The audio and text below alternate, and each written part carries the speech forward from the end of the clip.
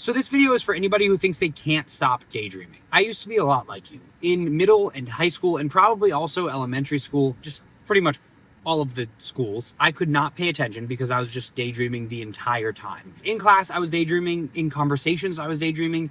If I was reading a book, I would, go through a chapter and realize that I had no idea what I read because I was daydreaming the entire time. And for years, I felt like something was super wrong with me. I thought I didn't know what it was. It didn't seem like ADHD. For a while, I was scared to drive because I thought I would be daydreaming when I was driving and then I wouldn't be able to pay attention. It turns out you can daydream and drive. That's totally fine. Like, your brain knows how to drive even if you're not focused on it. That sounds bad. Like, I pay attention when I drive, but sometimes, everybody zones out when they drive. You know what I mean? I went to a bunch of psychiatrists. A lot of them just thought it was anxiety, so they gave me meds for that. They gave me some like fish oil pills at first. That definitely didn't help. They gave me some, I think I was on Lexapro for a while.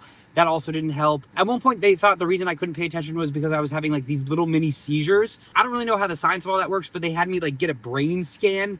I looked ridiculous, but the test came back and I was not having seizures. Nobody could figure it out. Eventually, I went to therapy, and that was the thing that helped the most, I think. But even that didn't fix it. And for all of high school, I still daydreamed. And then in college, the daydreaming sort of fizzled out and I was finally able to pay attention to things. And I finally realized that there was nothing wrong with me. I thought my brain was broken in some way. I realized that this is probably really normal. People daydream all the time. I might have done it to a greater extent than some, but still, overall, I think it was very normal. And that brings me to the reason that I'm making this video. This is for that kid in middle and high school who thought there was something wrong with him. And that kid looked for answers everywhere, but he couldn't find anything. He looked on YouTube. So I am making this for anybody else who can't pay attention, who feels like their brain is broken, who can't stop daydreaming. And whoever you are, if you do find this, I want you to know that you're not alone. This is something that a bunch of people deal with. Your brain is not broken, and there is a way to finally stop daydreaming and actually be able to pay attention to things. So back when I was younger, in peak daydreaming time, I was a really insecure kid, and I cared way too much about what other people thought. It was classic, young, middle, and high school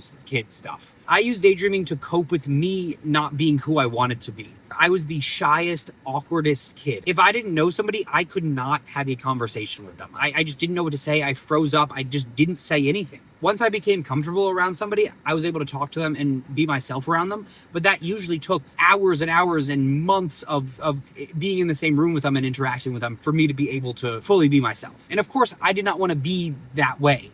I wanted to be cool. I wanted to be popular. I wanted to be social. I would always envy and compare myself to the quote unquote popular kids. I would look at them and wish that I could be like them. They all could just be funny in front of large groups of people. They could own the room. They all had a bunch of friends. They were all naturally comfortable around people and could just have conversations with anybody, even if they just met them for the first time. That's who I wanted to be. So this is where the daydreaming came in. I would feel insecure about myself for all of those reasons. And then my brain would send me into a daydream where I'm a spy and I'm saving the school from bad guys who want to take it over or something in order to cope with these negative, insecure feelings. And in all of my daydreams, I was the hero. I was saving the day, and other people saw me as cool and important. In my daydreams, I was the person that I wanted to be. I just wanted to be seen as important so badly back then. If I was put in a group with some other kids for a class project and I felt like I was the dumbest in the group and I felt like I wasn't contributing and that I wasn't talking and I was shy and insecure, I would daydream so that I felt important, unlike in that group.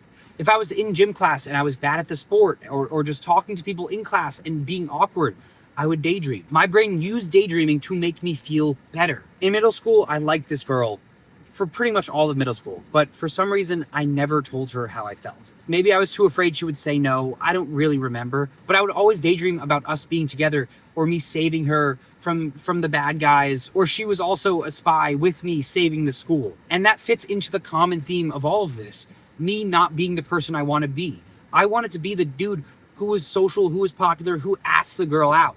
But I never did and I never was. Therefore, I would cope with it by daydreaming. And the same thing happened in high school. For a lot of high school, I liked this girl. And this time I actually did ask her out. It didn't really work out, but I still liked her a lot. So to cope with these feelings of liking her but it not working out, I daydreamed about her and her wanting to be with me. I'm trying to think of examples of specific daydreams, but it's so hard to remember from all the way back then. But they were usually connected to whatever video game I was playing back then or whatever TV show I was watching. And it would sort of be a situation from that show or whatever was fresh in my mind, implemented into my real life with the people from my life. This may sound messed up, but if I was watching a show where somebody got kidnapped, somebody from my life would get kidnapped and then I would go save them, of course. Nothing bad would ever happen to them. And trust me, I would never want anything like that to happen in real life. But in the daydreams, it was a way for me to feel like the hero and like I was actually important. So this brings me to what changed and why I'm not sort of consumed by daydreams anymore. And I do still daydream now, but significantly less, probably like 5% of what I used to daydream. And also, I look at it through a different lens now. I actually see daydreaming as a positive thing now.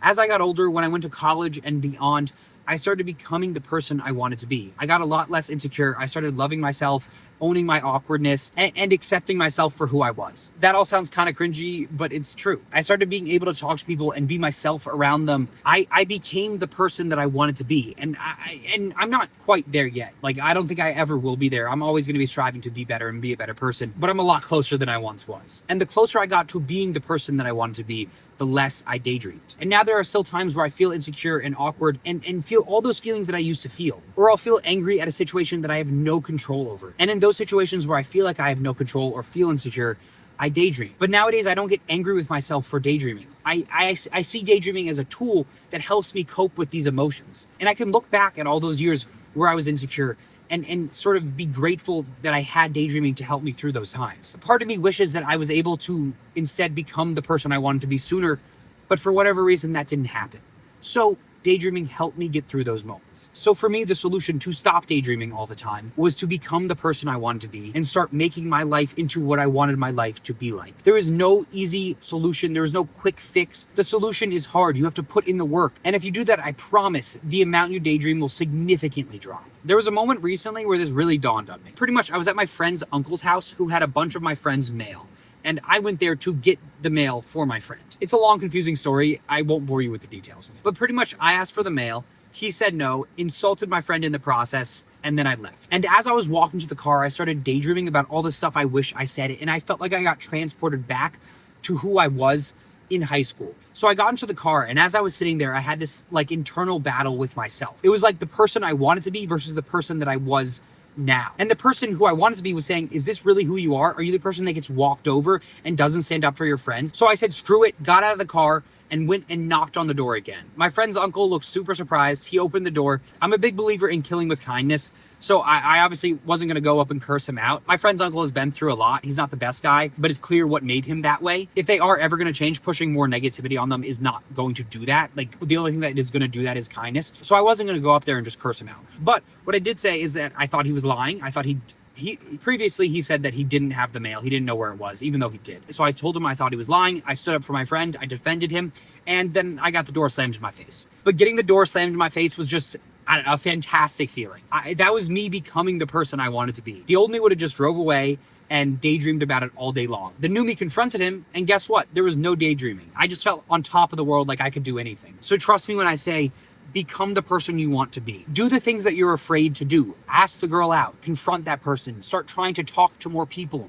And when you do that, daydreaming will no longer be a problem for you. I promise. The amount you do it will significantly decrease, and you'll start viewing it as another tool in your brain's arsenal to help you deal with all these complex emotions. Nowadays, when I daydream, I see it as my brain telling me something. It's telling me that there is an issue that needs addressing, or it's helping me cope with complex emotions that there's not a lot of other ways to cope with. If I'm angry at somebody, it helps me get the anger out so that I can have like an actual productive, good conversation with them instead of me just yelling all my angry thoughts at them. If there's some injustice in the world that there's nothing I can do about, the daydreaming helps me soothe those emotions. So that's my experience with daydreaming. If you do it a lot, I promise there's nothing wrong with you and you're not alone. I think that's all I got for today. Thank you so much for watching. This is day 32 of posting a YouTube video every single day. I will see you tomorrow.